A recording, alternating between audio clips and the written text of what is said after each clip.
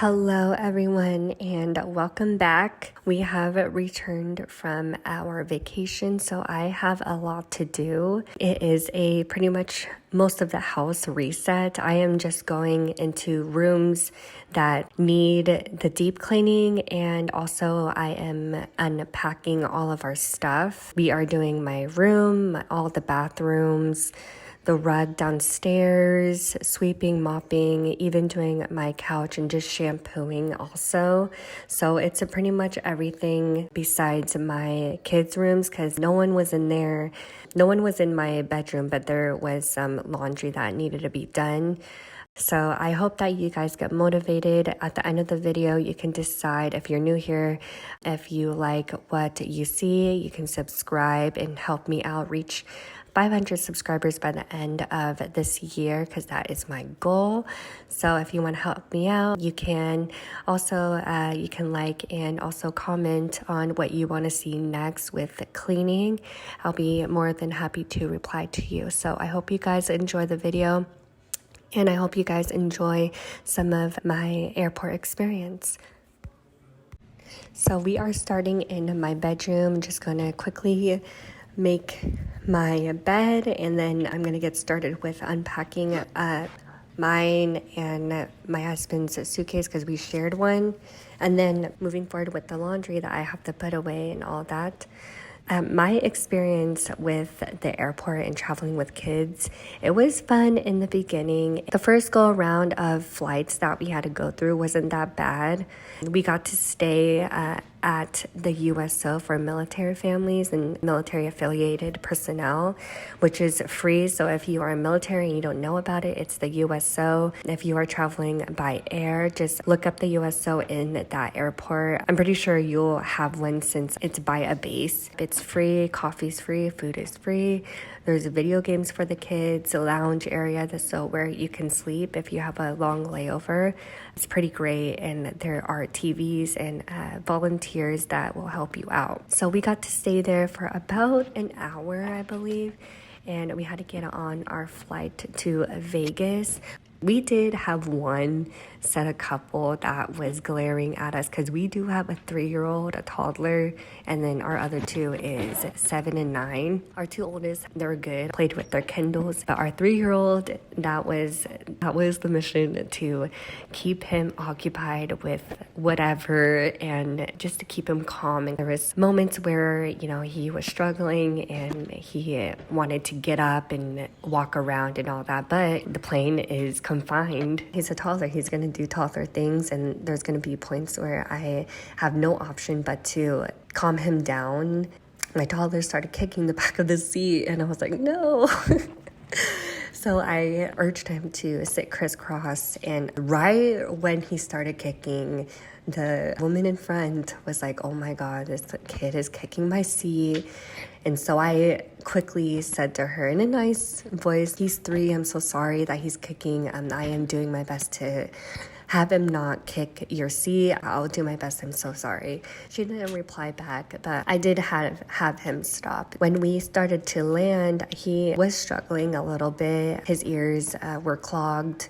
So I had to try to keep him calm and keep him entertained while we landed. It was a little bit of a challenge and all that. So we land in Vegas, it's 12 a.m. Everything is freaking closed. We only had a couple of items, snacks to have my kids eat. I didn't even eat anything. We had water, thankfully, but there was limited stuff that my kids could eat. And since it was in the middle of the night, they needed to go to sleep anyways, but just from being in a different time zone and then coming into another time zone, it was just really, it was hard mentally. And plus it being midnight and us having to wait. So we went to go look for the USO because there was a USO in the Vegas airport, and come to find out they were closed because I guess before COVID, they're open 24/7, which makes sense because everyone has different times with their flights. So they closed at 9 p.m. and we landed at 12 a.m. So we had to wait until 4 a.m. for them to open up. We had to wait at our gate. And yeah, we had to wait there, and it was freezing. People were laying down on the floor, and it was dirty on the floor. It was just it was not a good time. I felt really bad for my kids. Like I could care less about myself. Like I want them to be comfortable. And so we waited around. We waited until Dunkin' Donuts was open so we could get something to eat for them. It finally turned 4 a.m. And we were just like super sluggish, like we are just like zombies trying to get to the USO across the airport.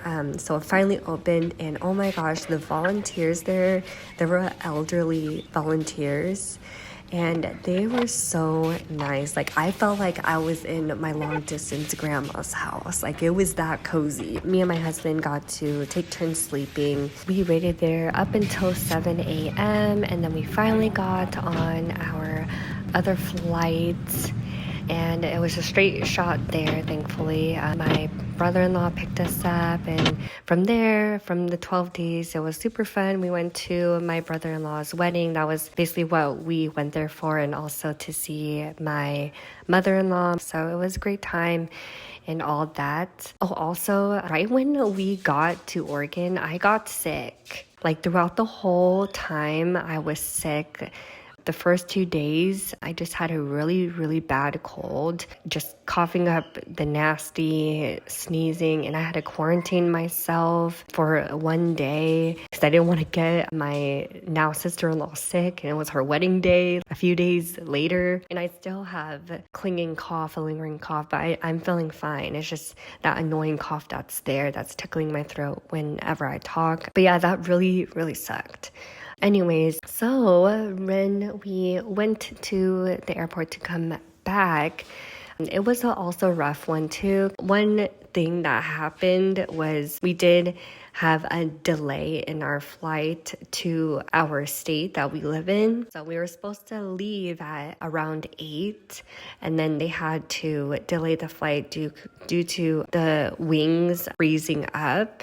So they had to switch planes, and that took forever. We ended up on the plane departing around 12 a.m. Throughout that plane ride, he was fine. He actually went to sleep, thankfully. It was just when we started to land, he woke up and he noticed his ears were plugged. So I think that freaked him out. He started crying, he started wailing, and I'm pretty sure he started hurting as well. And he started saying, "Help me, Mom, help me." And I felt so bad for him. Like there was like literally nothing I could do but comfort him. Thankfully, we were gonna land like in the next 2 minutes. And this woman kept looking behind her, which was us. Like she kept looking at me like she was so bothered by the fact that he was screaming and stuff. And I was literally just trying to comfort him. On top of that, he had to wear a seatbelt, and that got him even more mad because he wanted to be on my lap. And so she like literally looked behind her at us and glared at us like 5 different times, just staring. And I just won't ever understand those type of people. We finally landed, and thank God, like thank you, Jesus. And I quickly unbuckled him. I put him on my lap, and I made sure that we were touching the ground once I unbuckled him. We finally got our stuff. We headed back to our house on base, and that was like an hour away from the airport. So we still had to drive an hour. And by the time we got home, it was like 7:30 in the morning. We met our pups, and oh my gosh, Ruby was a blueberry. Like she is so pregnant and waddling up to us, and it was great seeing them. It felt so good to be back home. Told my husband that it needs to be an emergency for us to go back on a plane. It was fun in the beginning, but I'm just so sick of airports right now. But yeah, that was my little story time, a little chit chat experience. My advice is just honestly, like, be prepared for anything, delays and kids not acting right, and be prepared for people to stare, aka the Karens.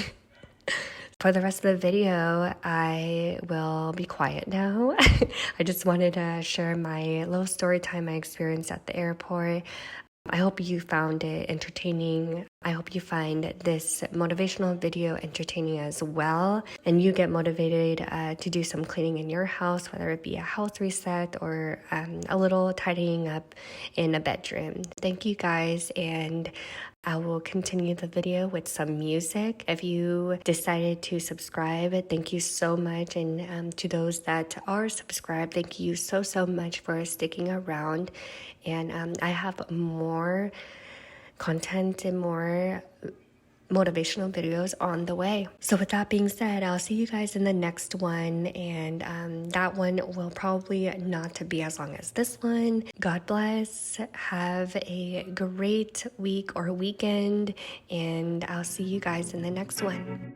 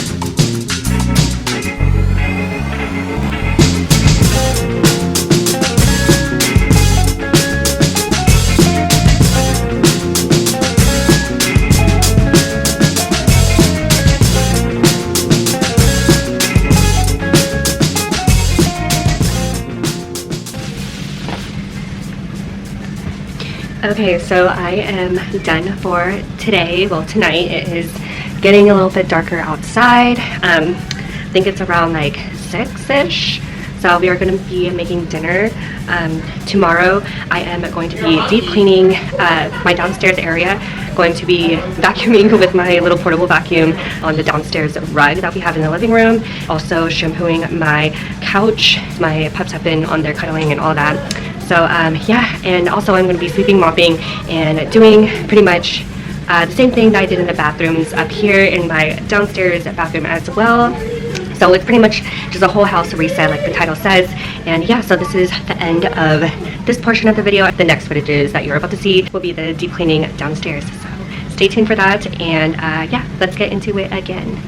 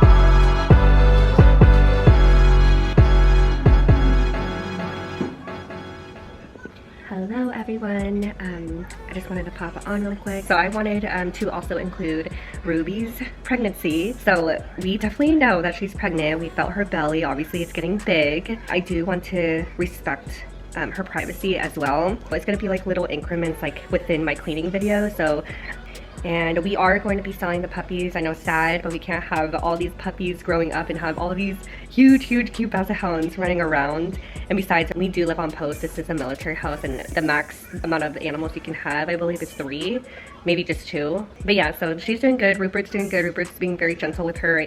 I'm pretty sure they just both know automatically. They're, you know, they're instinctual. They have their instincts. Their duration for pregnancy is up to 60 to 65 days. And right now she's getting close to the 50 days. We're just waiting. We're letting her eat whatever she wants, whenever she wants, not whatever. Oh, they actually rarely cuddle. Like, I'm surprised that Rupert is just letting her cuddle, or at least be next to her. So that's her belly.